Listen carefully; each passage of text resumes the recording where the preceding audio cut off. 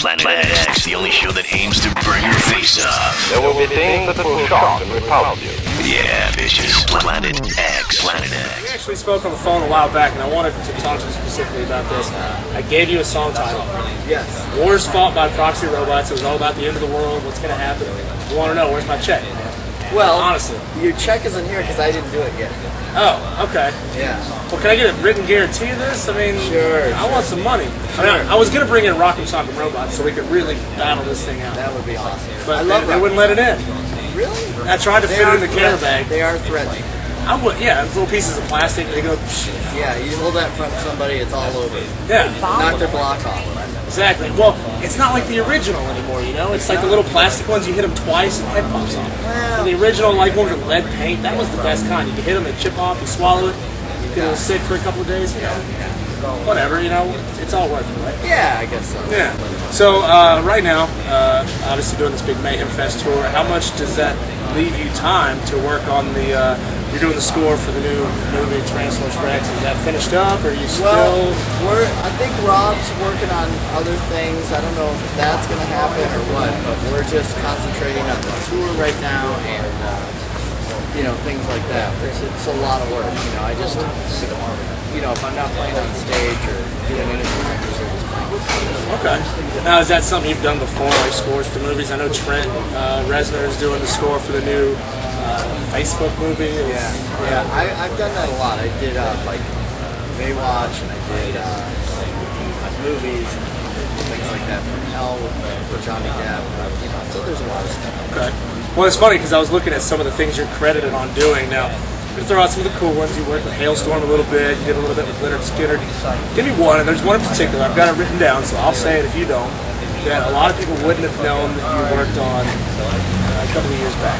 Well, I just did the Ricky Martin album. That's one I didn't know. That's good. Yeah, so that's a great record. So I think it's all Spanish, so I didn't understand. Right. We talked about this the last time we were on the phone. The Art of Malice. That record just came out about 3 or 4 months ago, 5 months ago. How's that going? And talk about kind of the stylings that are on that record. It's actually you know, one of my favorite records I've done, and I wanted to like have a record that made it sound like, you know, your iPod's on shuffle, you didn't know what you're gonna do next. So, and that's how it kind of is sequenced too. It's like all different styles. And I think that's smart to do because I don't know. I mean, you might be like this. I'm like this. If I listen to, you know, a record, it's hard for me to get from song one to the last song because it gets repetitive over a while. You know, the same style of thing. So that's why I kind of mixed it up. And it's people really enjoy it. That's what I do it for. You know, for people to enjoy it. Inspiration, thoughts, like that. But now with Smashing Pumpkins, they're doing the singles only. They're not even doing records anymore. Have you ever considered doing things like that? Yes, I have. That's a very smart thing. And how's that Smashing Pumpkins thing working out? I wonder if it's going to work. It seems like it is because of the reason you have, let's say, 12 songs in the CD. But the public, the people, only pick what they like. So you go in and lost your ass, like just recording all and writing all these songs and stuff like that, but people only pick the ones, you know, they dig. So maybe I think that might be a very smart way to have it. For the record, secondary camera going, you guys see what's going on here? Yeah. This is the guy they send to interview me. Yeah, this guy.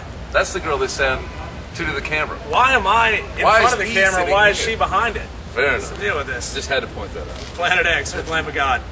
Wikipedia is really lacking. I mean, I know you guys quite well. You know, I've been into you guys since Ashes of the Wake. But your particular Wikipedia, lacking, bro. There's like 2 sentences in there. What are you going to do about that? We need some content. I'm not going to do a damn thing. We need some I'm content. living my life. Give I me live some my life free of content. Wikipedia. I'll post it myself. I know that it's there because some friends of mine found it and teased me about it. And for a while, they went in there and added stuff. Okay. Yeah, who cares? Well, I do know for a fact that you're a particular bourbon aficionado. I've seen some of your older interviews. You're a big fan of bourbon. I drink a lot of bourbon. I wouldn't call myself an aficionado. I fall into patterns very easily, and you know, if you find one brand that works, you stick with it. Well, good. So you figured out where the bourbon water comes from? Oh, was that? Oh, yeah, see? There was an interview. Kentucky. There you It's go. the lime water in Kentucky. Good. You guys are pushing pretty big right now. I've seen it out in a lot of posters. It's this Hourglass fan package. Yeah, it's how's that thing going? Tell me about that. How's it going? If I know, it's a box set that somehow we've been around long enough that the record label figured that we were good for a box set. So they came to us with that idea, and we kind of gave them some directions and some stuff that we had been sitting on to kind of make it something more than just some nonsense rehash greatest hits. And it's available in a bunch of different ways where you can buy just the CDs or the CDs with some other kind of goodies. I've seen some really cool stuff, like you can get all the records on vinyl now. Which yeah, is, you can get them on vinyl, cool. USB sticks, CD. What the last record came out, Wrath, about a year and a half February ago. of 2009. We started this tour cycle in December of 2008. Year and a half, so that would mean a new record is possibly in the works. Any details and inside info? We're touring through the up until about Thanksgiving of this year, and then we are going to go hide in holes and not be seen for quite some time. Right on. So is it going to be? But by the end of 2011, my view's wrong. There should be a release by Lamb of God. Right on. And we may have some stuff coming out before then. That's stuff not before. I don't even want you to know it, but there's stuff in the works. You guys have been hitting all the major artists to be out there touring with. You did the Slayer tour. You recently got off the Metallica tour. We're doing some more dates with Metallica too before this tour's over. Now I've heard rumors about a possible Big Four in the U.S. Lars has come out and said that maybe there'd be a Big Four. Now we might be in the Big 60 in the U.S. Who do we have to talk to get you guys opening that show? I mean, think about that. That would be amazing. Anthrax, Slayer, Megadeth, Metallica. That might be the only thing that would take us out of our time off or something like that. But that would be, even that would be hard to get us. I mean, by the time we're done, it'll be 2 years of touring. Hopefully timing works out and some great show like that comes along. But that would be phenomenal. That was Wednesday 13th for the Murderdolls. Yes. Right on. Hot Atlanta. Yeah, it's like 158 degrees out here. What's the deal with that? I don't know. I tried to do a witch doctor rain dance. The clouds are coming out, but we'll see what happens. Hopefully it it'll starts hold raining while I just said that. New record is on the way, right? It's August 31st. My Darkest Place Alone. It's going to be good. What's kind of the touring schedule you guys have lined up?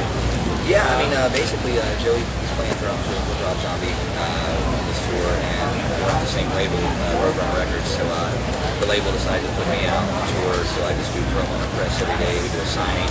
So this promotes the record. It's been great, man, because our record's not even out yet. What can we expect out of the new record? Kind of the same sound? Are you going somewhere different with it, or? Yeah, we didn't really think about anything like, we write the way we write. We didn't try to go, we need a heavier record, we gotta do this, we gotta do that.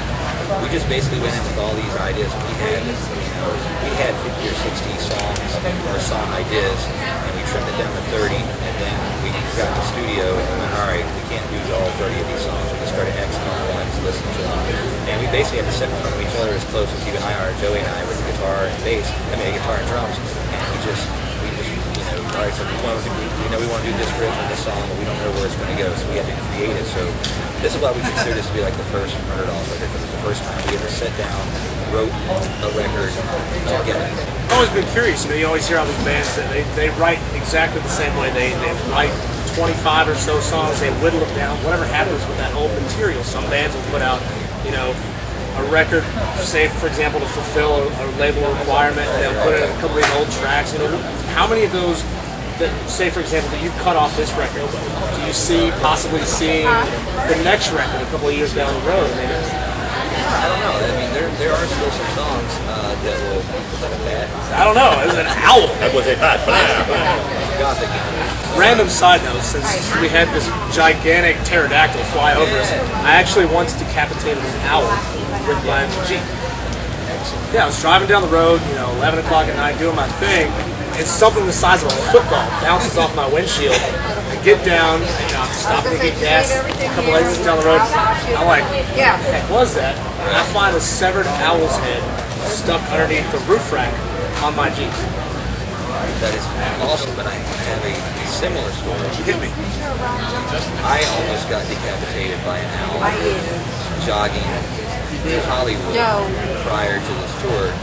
I was just jogging through the trails and hills and stuff every day, and there was this place that I normally go to, and back out in the woods where it's just, you know, you can pull up some monkey bars and things, and this freaking huge bird, owl, pterodactyl thing was going at me, and I was like, whoa!